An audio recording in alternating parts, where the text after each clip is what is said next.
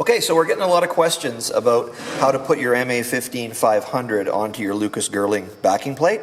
So I just wanted to show you how to do it. Of course, if you look down in the end of here, there's a pin that's going to activate on this pin, which is going to lock your brakes, of course, when the big spring engages.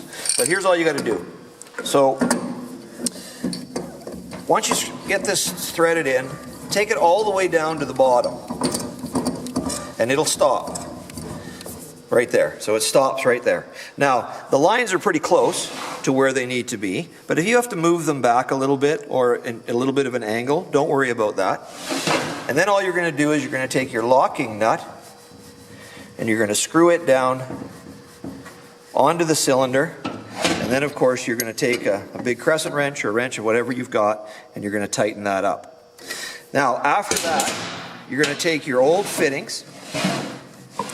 You're going to take your old two plugs and your fitting, and you're going to put them into here. And you're going to charge this with fluid. So once you fill it with fluid, then what it's going to do is it's going to compensate for that spring that's in there. And that's what this does. So every time you get one of these, this should be in the locked position so the spring is held upright. Once you put fluid into your chamber and load it with pressure, all you have to do is take a 3/4 wrench, crack that loose, and you should be able to wind that down by hand. So screw it all the way to the bottom, give it a snug, tighten it up so that it doesn't move, and you're good.